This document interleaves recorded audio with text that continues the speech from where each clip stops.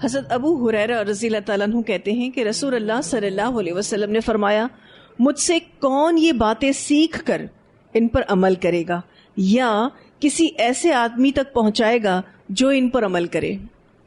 اب آپ دیکھیے نبی اکرم صلی اللہ علیہ وسلم نے صحابہ کرام کو متوجہ کرنے کے لیے کیسا خوبصورت انداز اختیار کیا۔ آپ صلی اللہ علیہ وسلم نے پوچھا، کوئی ہے ایسا جو مجھ سے چند باتیں سیکھ لے اور وہ عمل کرنے کا شوقین ہو، یعنی وہ عمل بھی کرے اس پر؟ چلو اگر اس کو نہیں کرنا تو کیا کرے، کسی ایسے بندے تک پہنچا دے جو اس پر عمل کر کر دکھائے۔ حضرت ابو ہریرہ رضی اللہ تعالیٰ عنہ نے عرض کی، میں یا رسول اللہ صلی اللہ علیہ وسلم۔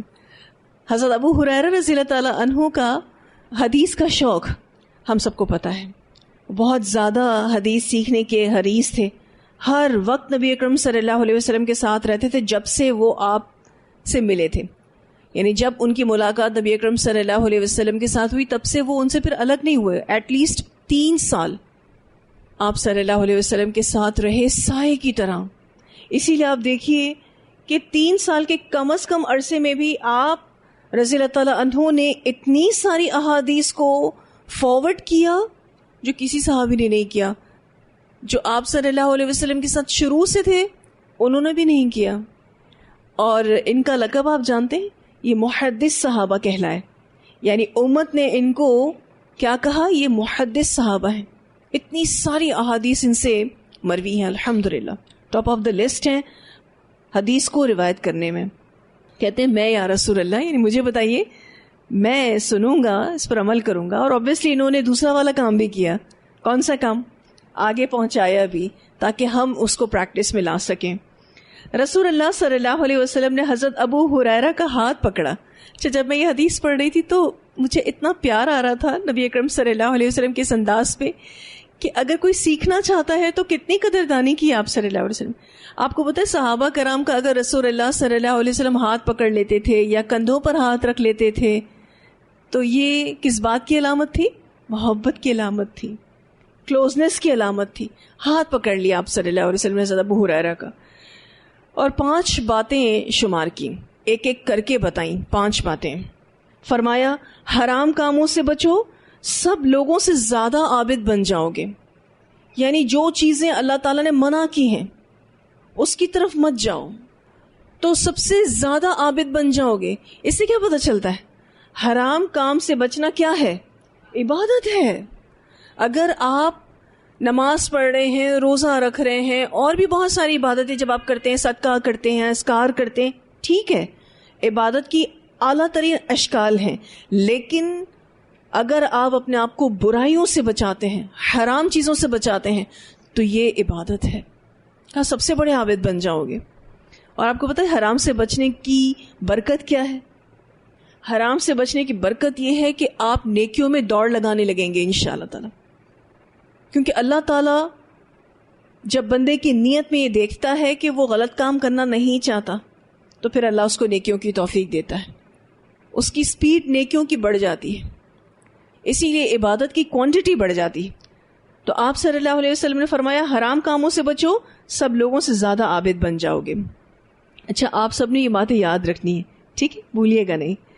دوسری بات، اللہ کی تقسیم پر راضی رہو، یعنی جو تقدیر اللہ نے آپ کی لکھ دی ہے اس پر آپ راضی رہیں، سب لوگوں سے زیادہ غنی بن جاؤ گے۔ یہ تو بڑی عجیب بات ہے کہ اگر آپ اللہ کی رضا میں راضی رہیں اور آپ غنی بن جائیں گے، حالانکہ آپ کے پاس تو جتنا آپ پیسہ چاہتے ہیں وہ پیسہ تو آیا نہیں، جیسا آپ گھر چاہتے ہیں ویسا گھر تو آیا نہیں، جیسی گاڑی آپ چاہتے ہیں ویسی گاڑی تو آئی نہیں، جیسی خوشیاں آپ چاہتے ہیں ویسی خوشیاں تو آئی نہیں، پھر آپ کیسے غنی ہو گئے؟ پھر کیسے غنی ہو گئے؟ اللہ کی تقدیر پر راضی رہنے سے آپ غنی ہو گئے؟ کیسے غنی ہو گئے بتائیے؟ کوئی بتائے گا؟ دل سکون سے بھر جائے گا اور زبان شکر سے۔ تو جو شکر ادا کر رہا ہے اس کا مطلب اس کے پاس بہت ساری نعمتیں ہیں نا۔ ہم تو یہی سوچتے ہیں کہ جس کے پاس بہت ساری نعمتیں ہیں اس کو زیادہ شکر کرنا چاہیے۔ جو سب سے زیادہ شکر ادا کرنے والا ہے دراصل وہ غنی ہے۔ دوسری بات یہ ہے کہ جب آپ اللہ کی تقدیر پر راضی رہتے ہیں تو آپ لوگوں کے پاس جو کچھ ہے اس کو نہیں دیکھتے، بے نیاز ہو جاتے ہیں۔ آپ کہتے ہیں الحمدللہ جو میرے پاس ہے اللہ کا شکر، اور آپ چھوٹی چھوٹی چیزوں میں خوش ہونا شروع ہو جاتے ہیں. آپ کی زندگی کے کوئی بڑے بڑے معیار نہیں ہوتے. مجھے ایسا لگتا ہے کہ اس بات کو نبی اکرم صلی اللہ علیہ وسلم اس حوالے سے سمجھانا چاہ رہے ہیں کہ اگر تم اللہ کی تقدیر پر راضی رہو تو سب لوگوں سے زیادہ غنی ہو جاؤ گے, بے نیاز ہو جاؤ گے, تمہاری زندگی کی ٹینشنیں ختم ہو جائیں گی, تم ریلیکس ہو جاؤ گے, اور انسان قناعت پر زندگی گزارنا شروع کرتا ہے. اور آپ کو پتہ ہے جب اللہ تعالیٰ کی طرف سے ہمیں کچھ بھی مل رہا ہوتا ہے, تھوڑا یا زیادہ, شکر کا لیول اسی حساب سے آپ کا بڑھتا جائے گا. یہ بات غنی ہونے کی علامت ہے. تیسری بات, اپنے ہمسائے سے حسن سلوک کرو, مومن بن جاؤ گے. کیونکہ ہمسائے کے ساتھ آپ کا کوئی رشتہ تو ہے نہیں, ٹھیک ہے, وہ آپ کے پڑوس میں رہتا ہے, آپ اس کے ساتھ حسن سلوک کریں تو آپ سوچیں جو آپ کے رشتہ دار ہیں ان کے ساتھ آپ کا معاملہ کیسا ہوگا. جو رشتہ دار نہیں ہیں ان کے ساتھ اتنے اچھے ہیں تو پھر یہ کس بات کی علامت ہے؟ یہ مومن ہونے کی علامت ہے. تو آپ صلی اللہ علیہ وسلم نے فرمایا اپنے پڑوسی سے حسن سلوک کرو, مومن بن جاؤ گے. چوتھی بات, دوسروں کے لیے وہی چیز پسند کرو جو اپنے لیے پسند کرتے ہو, صحیح معنوں میں مسلمان بن جاؤ گے. یعنی کرائٹیریا آپ کا اپنے لیے اور دوسروں کے لیے سیم ہو.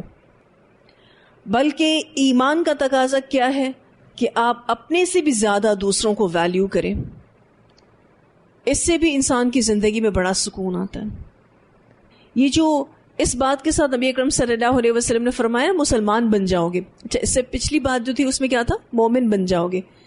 ویسے بھی ہمیں صرف مسلمان نہیں بننا, ہمیں مومن مسلمان بننا ہے, ٹھیک ہے انشاءاللہ تعالی. پانچویں اور آخری بات جس کا تعلق ہماری زبان سے ہے, ٹھیک ہے. پانچویں بات آپ صلی اللہ علیہ وسلم نے یہ فرمائی, زیادہ مت ہنسو. زیادہ ہنسنا دل کو مردہ کر دیتا ہے, اسے ترمذی نے روایت کیا ہے.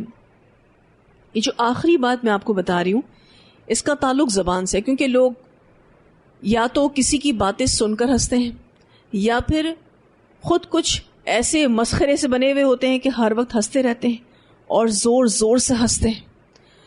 ہنسنا منع نہیں ہے, مسکرانا تو سنت ہے, زیادہ سے زیادہ مسکرائیں, اس سے دل مردہ نہیں ہوتا. لیکن وہ جو آواز کے ساتھ ہنسنا ہے نا وہ بہت زیادہ نہ ہو, کیونکہ اس سے ایفیکٹ کس پر آ رہا ہے؟ دل پر آ رہا ہے, دل مردہ ہو جاتا ہے. اب آپ دیکھیے کہ یہ جو دل کا مردہ ہونا ہے, ایسا نہیں ہے کہ آپ کے دل کی شریانیں تنگ ہونا شروع ہو جائیں گی, ایسا ویسا ہو بھی سکتا ہے, ٹھیک ہے, لیکن یہ معنوی اعتبار سے دل کے مردہ ہونے کی بات ہے. جب انسان بہت زیادہ ہنستا ہے تو کیا بھول جاتا ہے؟ یہ موت بھول جاتا ہے. میں حضرت عمر کے بارے میں پڑھ رہی تھی. حضرت عمر ایک انگوٹھی پہنا کرتے تھے. حضرت عمر ایک انگوٹھی پہنا کرتے تھے, اور اس انگوٹھی پہ آپ کو پتا ہے انہوں نے کیا لکھوایا تھا؟ انہوں نے لکھوایا تھا کہ موت تیرے لیے سب سے بہترین واز ہے اے عمر. یہ انہوں نے اپنی رنگ پر لکھوایا ہوا تھا, کیونکہ موت کو ہمیں ہر وقت یاد رکھنا ہے. اور جب کسی کو موت یاد رہتی ہے وہ اس طرح سے نہیں ہنس سکتا یا بہت زیادہ نہیں ہنس سکتا, اس کے اندر سنجیدگی زیادہ ہوگی. کسی ایسے پیشنٹ کو دیکھا ہے آپ نے جو موت کے قریب ہوتا ہے, بہت زور زور سے ہنستے دیکھا ہے اس کو؟ تو زیادہ ہنسنا آپ کو اپنی آخرت سے فراموش کر دے گا, اور یہی دل کا مردہ ہونا ہے, یہی دل کا مردہ ہونا ہے. دل کی زندگی آخرت کی یاد کے ساتھ ہے, اور آخرت کی یاد آپ کو اللہ کی یاد دلاتی ہے, ٹھیک ہے نا. آپ ہر کام آخرت کو فوکس کرتے ہوئے کرتے ہیں کہ مجھے اس کا کتنا بینیفٹ آخرت میں ملے گا, میں یہ کام کرنے تو جا رہی ہوں, میں کسی کو یہ بولنے تو جا رہی ہوں, ٹھیک ہے نا, مجھے اس کا آخرت میں کتنا فائدہ پہنچے گا. یہ 5 باتیں نبی اکرم صلی اللہ علیہ وسلم نے بتائیں, اور یہ واقعی بہت امپورٹنٹ باتیں ہیں. اگر آپ اس کا تجزیہ کریں تو یہ اوور آل لائف سٹائل ہے دیکھا جائے تو, کیونکہ اس میں سٹارٹ جو کیا گیا نا وہ حرام کاموں سے بچنے کے حوالے سے کیا گیا, اور پھر اللہ کی تقسیم پر راضی رہنے کے حوالے سے بھی کہا گیا. کیونکہ پوری زندگی میں آپ دیکھیے انسان کا رونا کیا ہے, یہ نہیں ہے وہ نہیں ہے, یہاں نہیں جا سکے وہاں نہیں جا سکے, یہ نہیں کھا سکے وہ نہیں کھا سکے, یہ نہیں پہن سکے وہ نہیں پہن سکے. ہماری تو یہ بھی خواہش ہے, ہماری تو وہ بھی خواہش ہے, اور کیا رونا ہے بتائیے؟ زیادہ ٹینشن لوگوں کو آخرت کی ہے یا پیٹ کی؟ پیٹ کی ہوتی ہے. اب آپ کو دنیا کی بھی فکر, کیونکہ اللہ نے جب آپ کو اس دنیا میں بھیجا ہے تو obviously آپ دنیا کی فکریں بھی تو کریں گے. اللہ نے آپ کو دنیا چھوڑنے کا نہیں کہا ہے, لیکن اس کی ایک لمٹ ہونی چاہیے. جو ہے سو الحمدللہ, جو نہیں ہے تو اس کا نہ ہونا بہتر تھا. تقدیر پر راضی ہونا آپ کو کیسے آسان لگے گا جب آپ یہ کہیں گے اپنے آپ سے کہ اللہ تعالیٰ جو چیز مجھے نہیں ملی وہ میرے لیے بہتر ہی نہیں تھی, تبھی آپ نے نہیں دی. قرآن پاک میں آتا ہے کہ اگر اللہ تعالیٰ کسی غریب انسان کو مالدار کر دے تو وہ اس کو سرکش کر دے گا, اس کا مالدار ہونا اس کو سرکش کر دے گا, اور اگر کسی مالدار کو غریب کر دے تو اس کا غریب ہونا اس کو سرکش کر دے گا. اسی لیے اللہ تعالیٰ نے لوگوں میں تقسیم کی ہے. آپ نے دیکھا ہوگا بہت سارے لوگ جو مالی اعتبار سے بہت کمزور ہوتے ہیں لیکن پھر بھی اتنے شکر گزار ہوتے ہیں, لیکن کسی کے پاس پیسہ انتہا درجے کا ہے لیکن پھر بھی اس کے منہ پر شکر گزاری نہیں ہے. تو فرق دل کے غنا کا ہے. دل کا غنا بہت امپورٹنٹ ہے. یہ بھی لائف سٹائل ہے, پوری زندگی کا کام ہے. روز آپ کے ساتھ کچھ نہ کچھ کریں گے, اللہ تعالیٰ آپ کو راضی رہنا ہے اس پر, کچھ نہ کچھ کریں گے. کبھی آپ کو جان سے آزمائیں گے, کبھی مال سے آزمائیں گے, کبھی آپ کو بزنس سے آزمائیں گے, ہے نا. مالی اعتبار سے کوئی تکلیف آ سکتی ہے, کوئی جسمانی اعتبار سے تکلیف آ سکتی ہے, کبھی اولاد سے آزمائیں گے. یہ آزمائشیں تو چلتی رہیں گی. بس ہم نے اللہ کی رضا میں راضی رہنا ہے, اور پھر اچھا اخلاق, اپنوں سے بھی غیروں سے بھی, سبھی کے ساتھ اچھے رہنا. اللہ سبحانہ تعالیٰ کی تربیہ بھی ہمارے لیے یہی ہے کہ ہم ان اچھے کاموں کو اپنانے والے ہوں.